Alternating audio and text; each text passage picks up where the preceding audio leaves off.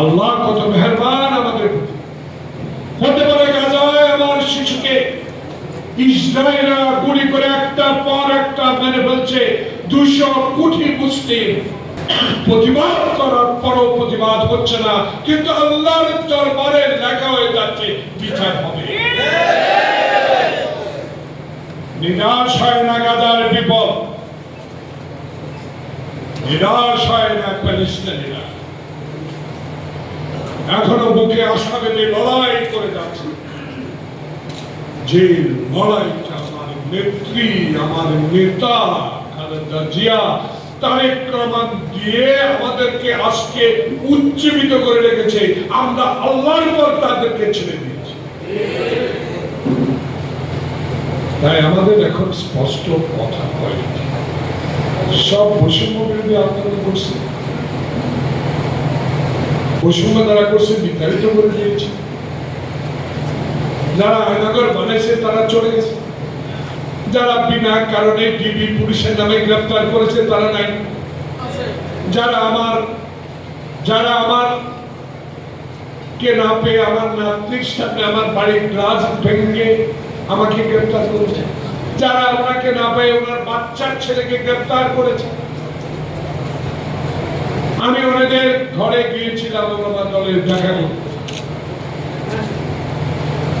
তারা নাই কাগজে করে, কিন্তু তারা এখনো বসে আছে,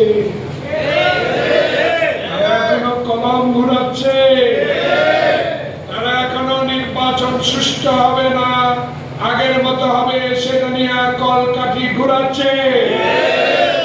তাই তারেক রহমান বলেছে জনগণের সঙ্গে থাকুন, জনগণকে সঙ্গে রাখুন, সময় কথা বলুন। তাই কাজী রেজিস্ট্রার সমিতি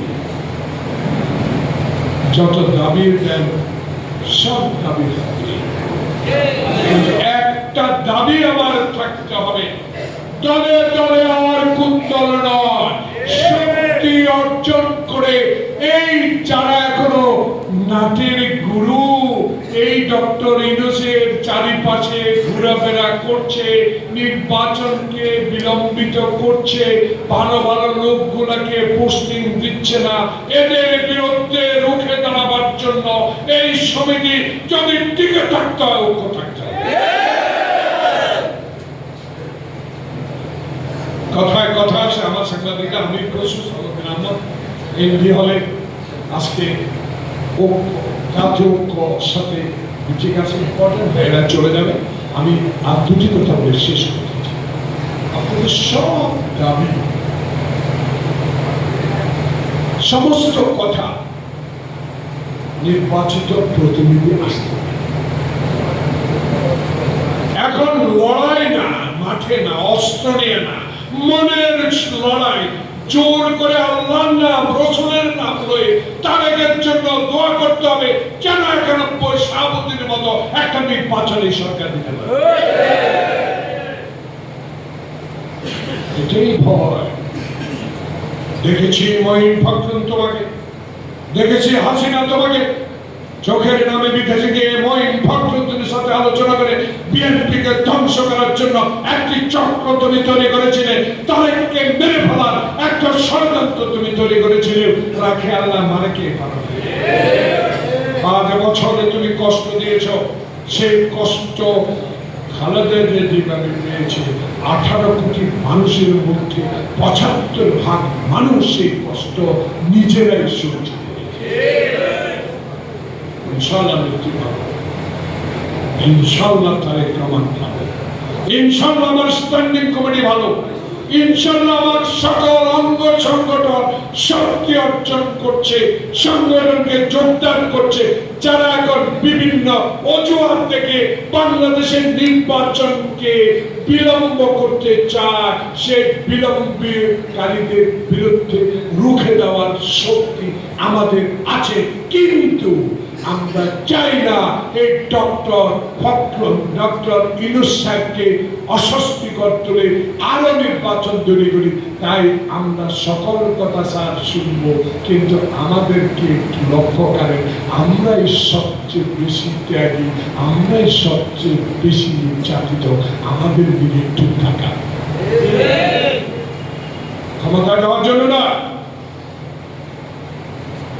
কবরের ভোট দিয়ে ক্ষমতায় যেতে চাই না,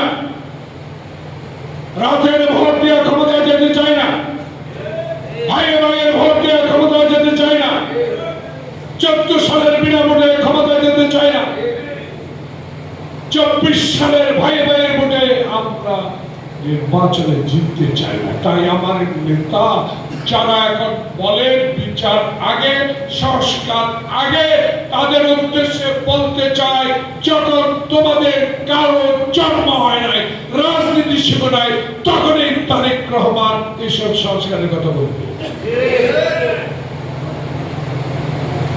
অতএব এসব করে